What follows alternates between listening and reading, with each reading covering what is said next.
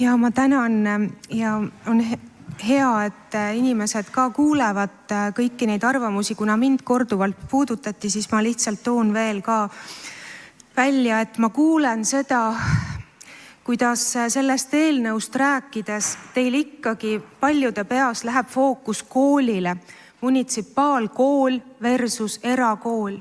Aga fookus peaks olema lastel. Vahet pole, millises koolis ta käib. Linna ülesanne on toetada lapsi ja see, mis vorm on koolil, see tegelikult ei puutu asjasse. Iga laps ei ole täna linna poolt võrdselt toetatud rahalises mõttes. Te ütlete, et meie ja teie lapsed, me pole seda kuulnud, me nii ei ütle, aga seda arvamust me ei tea, kes avaldab. Seda arvamust, armsad linnakodanikud, avaldab meie linna eelarve. Linna eelarve ütleb, kes on meie lapsed ja kes on teie lapsed. Meil ei ole vaja, et veel keegi inimene seda siia ütlema tuleb, eelarve räägib. Haridus on avalik hüvis, erakoolid on samuti panustavad sellega. Miks ma tulin välja keset eelarve aastat? Sellepärast, et praegu on lisaeelarve tegemise aeg. See oli ainuke mõistlik aeg tulla. Jah, ma vabandan, et mul läks sassi 15, mitte 51 või 50. Ma usun, et see on andestatav. Mõnele jäävad numbrid paremini meelde, teisele võib-olla jääb rohkem meelde, mida tähendavad võrdsed võimalused. Hirm, ma kuulen hirmu, kust me võtame selle raha. Ma tänan, Meelis Kukk oli suurepärane avaldus ja tuues siin Siimole parandusi ütles, et ainult 400 000 läks mingiks tegevuseks. Erakoolidele küsitav raha on veel väiksem kui ainult 400 000. See on 330, nii et mina näen siin julgust ja lahenduskesksust, see on meie linnas olemas. Kust me võtame raha? Teil, kes te olete linnavalitsuses, on lihtsam ametnikele öelda, anda ülesanne, kust me selle raha võtame. Ma ei näinud täna seda, et te seda üldse oleks teinud. Kerge on öelda opositsioonile, et miks te pole teinud linnavalitsuse tööd ära. HEV-lapsed. Võib-olla väga paljud lapsed, kes muidu tavakoolis muutuksid HEV-lasteks, ei muutu erakoolis, sest keskkond on väiksem, on toetavam. Selle tõttu neid on ka seal vähem. Tahan ka täpsustada, Ela Thompson, mina ei ole kunagi ütelnud, et suurem tulumaksu laekumine. Ma tõin välja, et tulumaks, sest ka erakooli lapsevanemad maksavad seda. See oli nagu nüansi juurde panemine, mida mina ei rääkinud ja seetõttu ka see, et tulumaks laekub vähem või et ma ei mõelnud üle laekumist. Ja kohtukulud tegelikult kokku olidki 200 000, lihtsalt tõepoolest sealt otseselt oli siis 18 000 ja ülejäänud oli, mis linn nagunii oleks pidanud maksma, aga mingil põhjusel maksta ei tahtnud. Tuli ettepanek, et lükkame seda edasi. Võtame nii-öelda sellise aja maha, menetleme, teeme, vaatame ja võib-olla midagi järgmisel aastal. Ma ei ole sellega selles mõttes nõus, et kui see oleks konkreetsem aeg, siis see on okei, aga kui me lihtsalt mõtleme, valimised tulevad, me lükkame praegu vaiba alla ja siis ütleme, et oi, aga nüüd me ei saa teha, sest koalitsiooni puhul me peame tegema kompromisse ja näete, koalitsioonikaaslased ei olnud nõus. Praegu on see aeg, kus te saate öelda, et linnalapsed on tähtsad. Paremat aega ei tule, piinlik kuulata. 35 aastat on olnud Sütevaka kool ja meile tulevad inimesed ja ütlevad, et praegu ei ole aeg toetada. Ikka veel ei ole aeg. Millal siis on see aeg? 100 aasta pärast või? 35 aastat pole olnud aega toetada. Millal see aeg tuleb? Jah, aga see ei ole nagu õiglane. Hoolekogu, parandan ka selle ära, olid kutsutud kohtumisele kõik koolidirektorid koos hoolekogude esindajatega. Kahjuks oli Sütevaka direktor välismaal ja miskipärast ka hoolekogu esindaja kohale ei ilmunud. Ma ei ole valetanud, et lihtsalt võib-olla ei ole see info niimoodi liikunud. Ja võtan lõpetuseks kokku. Iga investeering, mida me teeme haridusse, teaduslikult on tõestatud, et see tasub ennast ühiskonnale mitmekordselt ära. 46 eurot ei ole kulu, see on investeering, mis tasub ennast mitmekordselt ära. Mõelge, meil on Pärnu linn täis kujusid. Keres, Liidia Koidula, Päts, kes on siin õppinud, kes on siit linnast võrsunud. Tänu nendele koolidele, nendele inspireerivatele õpetajatele Lapsed on meie kallim vara ja meie suurim lootus paremale tulevikule. Ja pole olemas mingit suurt rahvuslikku rikkust, kui me ei kasvata üles tarku ja tugevaid lapsi. Seda teadis juba Platon. Ja jällegi, tõesti, ma tänan, et Barack Obama on öelnud selliseid sõnu, osadele teist võib-olla ei tekita nii-öelda sellist tõrget, kui siis, kui ma kedagi konservatiivsemat inimest tsiteeriks. Tema on öelnud, tugev riik sõltub tugevatest kogukondadest ja tugevad kogukonnad sünnivad siis, kui inimesed usuvad, et nende hääl ja teod loevad. Kui inimesed usuvad, et nende hääl ja teod loevad. Täna on üle 100 lapsevanema võtnud selle aja. Kodudes on räägitud, nad on olnud eeskujuks oma lastele. Nad on uskunud, et nende hääl ja teod loevad. Ja ma arvan, et me ei peaks nendest üle rullima, sest tugev kogukond sünnib ainult siis ja püsib ainult siis, kui inimesed usuvad, et nende hääl loeb. Sellepärast ma palun, toetame seda eelnõud. Aitäh! Ja, aitäh! Head kolleegid, kes siin väsitaval päeval on veel siia jäänud, et ei plaaninud siia tulla, aga siin ka tekkis palju mõtteid, et olles kaua haridusega seotud ja et kõigepealt aitäh, Agnes, väga asjakohane eelnõu just sellest tulenevalt, et meie see kaheks tegemine toodi väga selgelt välja, et meie lapsed ja teised lapsed. Ehk me nägime siin täna volikogus ju ka varem, kus tehakse vahet nendel, kes elavad kuskil, kelle huvidest me võib-olla midagi ei tea ja lähtutakse omadest nii-öelda lähematest huvidest, unustades ära siis võrdse kohtlemise.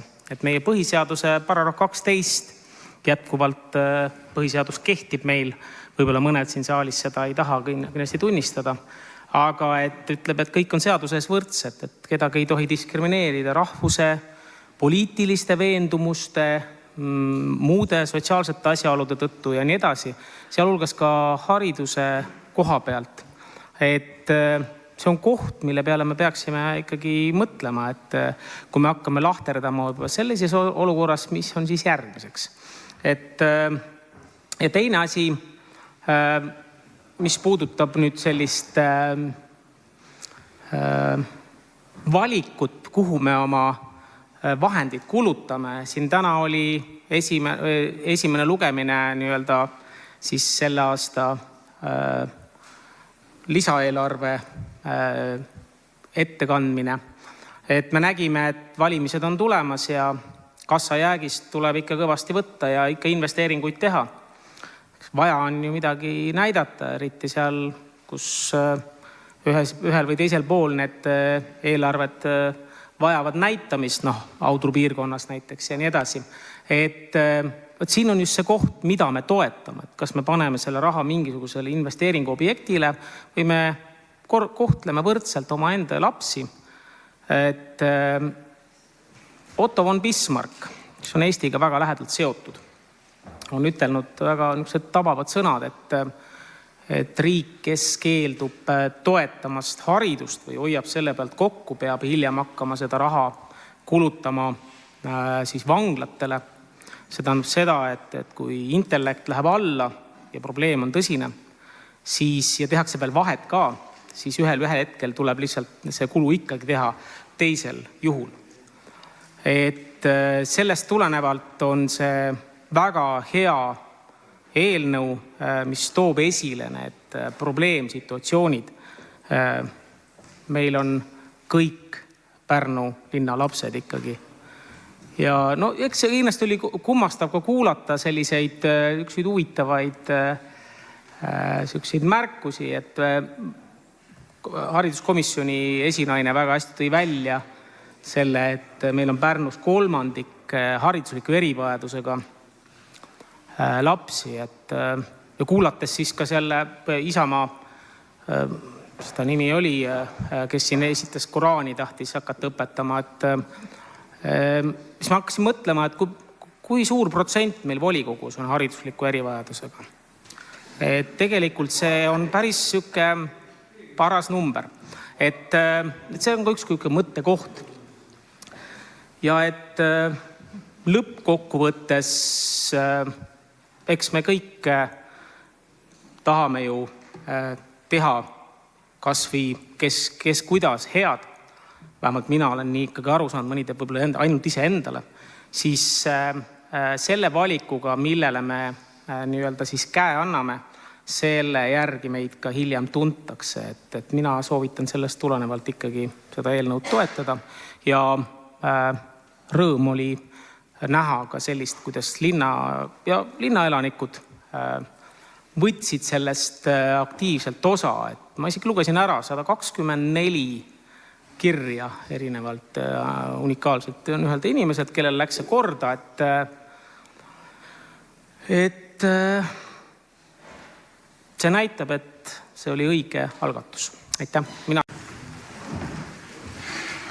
Aitäh! Ma siin eelmise kõneleja lõpuks ütleks, et mulle alati meeldib, kuidas juristid proovivad rääkida sinise pastapliiatsi punaseks ja vastupidi. Et ei üldista, aga jah. Et mainiti siin sellist asja nagu, et on siuke poliitilise või kuidagi valimiseelne hõng asjal juures. Ma tuletan meelde, et ma olen ise seisnud 2 korda siin sama teemaga teie ees. Ühe korra ma tegin selle lisaeelarve muudatusettepanekul ja see summa oli toona võetud 20 000 eurot ehk 4 kooli peale 5000, mille peale ma sain palju küsimusi, et millest selline kummaline summa, et kuidas üks kool on ju laste arvult palju suurem kui teine ja nii edasi. Ja ma alati hea meelega põhjendasin, miks selline summa. Sest täpselt selline summa anti lisaeelarvest MTÜ Forward Space'ile. Ja see teema ma tõin ka välja, et see oli esiteks huvide konflikt abilinnapea Smeljanski poolt ja see ei näinud hea välja. Ja ma küsisin seda, mis kasu linn sealt saab ja ega see vastus väga mingit siuke ammendav ei olnud. Ja sellepärast ma seda summat kasutasingi. Et kui linn leiab raha 20 000 jagada ühele MTÜ-le, kes tegeleb äripindade rentimise ja edasi rentimisega, siis kuidas ta ei suuda oma linna eraüldhariduskoole toetada. See toetussumma on 0 eurot. Et see hommikusöögi raha juurde maksmine, seal on oma väike osa, aga see on riigi poolt tulev summa, mida omavalitsus edasi maksab. Ehk see on nagu riigi poolt, ma ei ütle, et kehtestatud, põhimõtteliselt ta ongi. Et sellepärast ma tulingi toona selle summaga ja poliitiline või kuidas ma ütlen, valimiseelne maik sellel kindlasti juures olla, selle ei saa, sest ma tulin ka teist korda veel. Et mulle tookord öeldi ära, et ei ole vastavat korda olemas ja siis ma tulin eelnõuga, kus ma palusin siis see kord kehtestada. Ja ma ütleks nüüd selle peale niimoodi, et oleks te tookord siis leppinud selle summaga. Oleks mingiks ajaks võib-olla rahu majas olnud, aga te ei teinud seda. Ja ma hoiatasin, me tuleme ja tuleme ja tuleme ja tuleme. Ja me tuleme täpselt seni kaua, kuni Pärnu linn näitab, et ta tõesti hoolib kõikidest lastest, kes Pärnu linnas õpivad. Ja siin me jälle oleme. Komisjon, millest siin ka palju juttu oli, näitas väga hästi just see kord, kuidas inimesed on mõne kuuga oma põhimõtetest kas taganenud või julge enam oma arvamust avaldada. Et see erakondlik surve oli ilmselt paljudele seal nii-öelda selga tulnud, et ära seekord sõna võtta või ära seekord kätt tõsta või ole erapooletu, kui sa vastu olla ei taha. Sellest oli ka see tulemus, et 2 poolt häält. See oli eelmine kord, kui mulle heideti ette, et see eelnõu on pisut toores ja tehtigi ettepanekud sellised, millega täna siin ees ollakse. Tehke rohkem koostööd koolidega, see koostöö on tehtud. Ja ma näen ikka, et see tagasiside on sama ja ma mainisin seda ka komisjoni sõnavõtus. Et mulle tundub, et ei ole vahet, kui perfektseks me selle eelnõu lihvime, siis alati see komisjon räägib ühte juttu, heidab ette ühtesid samu vigasid. Et minu arust oli see nagu masendav kuulata ja ma seda ka seal mainisin.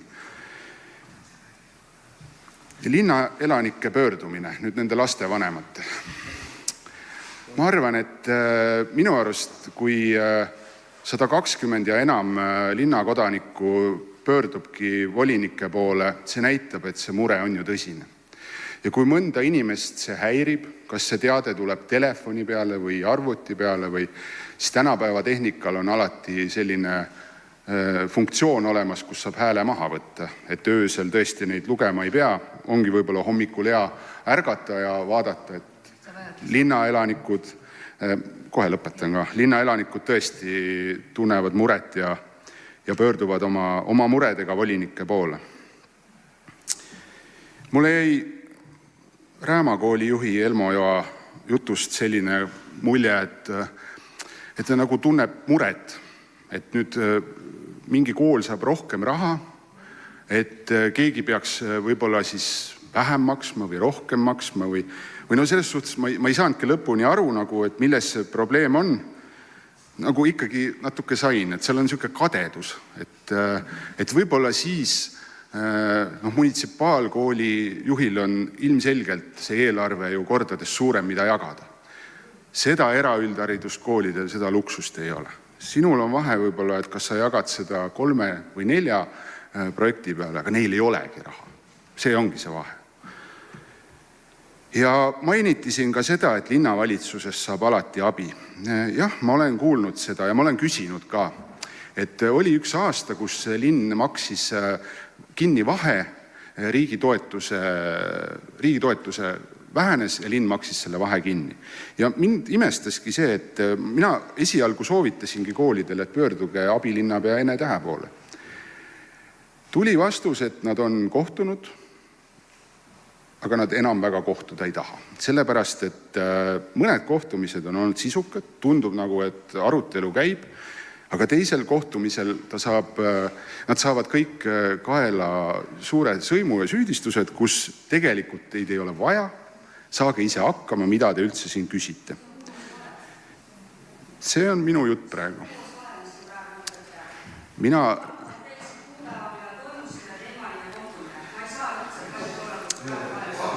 Ma teen oma ettekande ära ja me võime neid kuupäevi pärast arutada. Sama suhtumine on kogu aeg, et tulge, arutame, oli ka komisjonis, tulge, räägime, anname nõu ja jagame muret ja nii edasi ja nii edasi. Ja ma kuulsin seda ka hariduskomisjoni esimehelt siit, et täpselt sama. Ma näen, et siin on niisugune parteiline joon taga, et kuidas kogu aeg räägitakse, aga tegelikult midagi ei juhtu.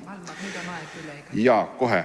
Ja ma võtan lõpuks kokku, et mida ma korduvalt olen rääkinud, et need on meie lapsed. Kui me ei toeta meie tulevikku, siis meie linnas ei ole enam ka maksumaksjaid. Me peletame ju nad eemale.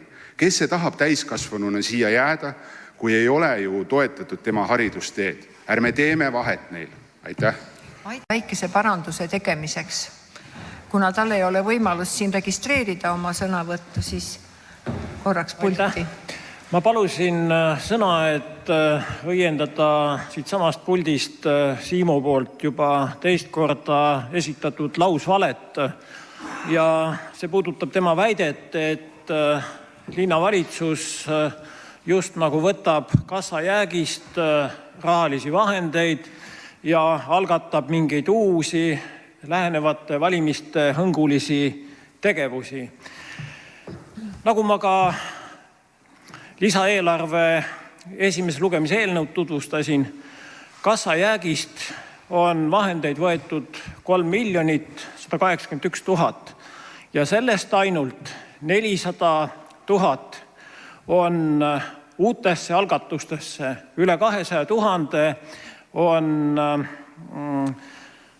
see on tootmisala, Hiiu tootmisala planeeringu algatamiseks, seal on samuti tuleviktöökohad ja ülejäänud summa on energia kindlustamiseks nii vastavate vastuvõtusüsteemide kui generaatorite soetamine sotsiaalasutustele. Ülejäänud 2,7 miljonit on jäägid. Nad on valdavalt haridusasutuste jäägid ja nad on realiseerimata investeeringute jäägid, mis kanduvad edasi koos nende investeeringute. Et seda, et siin tänane koalitsioon teeb mingit valimispropaganda õngulist tegevust, seda ei ole, see on lausvale. Aitäh, Meelis. Hea Meelis, et nagu näha, linnal raha on, et raha betooni panna, raha generaatoritesse panna, aga oma lastesse, siin me hakkame koonerdama. Alles oli, kui linnavalitsus kirjutas Korstnasse pea 600 000 eurot sillaprojekti raha. Luhta läinud, valesti tehtud. Kohtukahjud, ma ei julge seda numbrit öeldagi, aga 100 000 aastas. Et linnal seda raha on ja muidugi alati on võimalik leida põhjus, et praegu ei ole ja nii edasi. Et kui tahta, leiatakse kohe see raha. Tegelikult on asi lihtsalt tahtmises. Ja jutt ei ole ju, et erakoolid tahaksid midagi lisaks saada, et nad tahavad rohkem kui teised koolid. Jutt on selles, et iga lapsega käib kaasas umbes see pearaha, mida omavalitsus siis maksab juurde riigi rahale, aga erakooli lastele ta seda pearaha juurde ei maksa. Et jutt on ju ainult sellest, et kui on igale lapsele umbes see summa keskmisena, siis sul oleks igale lapsele see ka erakoolis juurde anda. Praegu maksab iga lapsevanem, kelle laps käib erakoolis, lisaks sellele erakooli tasule siis aastas umbes 500 eurot veel oma lapse eest lisaks juurde, mida linn kompenseerib siis munitsipaalkooli lapsele. Ja nagu aru sai, siis enamus inimesi kindlasti vihastas, et nii palju kirju neile postkasti tuli ja kustutasid need ära ja ei lugenud, aga ma toon siin lihtsalt mõned vanemate poolt saadetud tsitaadid või lauselõigud välja. Erakoolid rikastavad linna hariduspilti, pakkudes peredele reaalseid valikuvõimalusi. Alternatiivne õpikäsitlus ja metoodika toovad uusi vaatenurki kogu haridusellu. Nad on linna täisväärtuslikud elanikud ja nende vanemad on Pärnu linna maksumaksjad. Õiglane oleks, kui linna tugi laieneks kõikidele lastele sõltumata kooli omandist.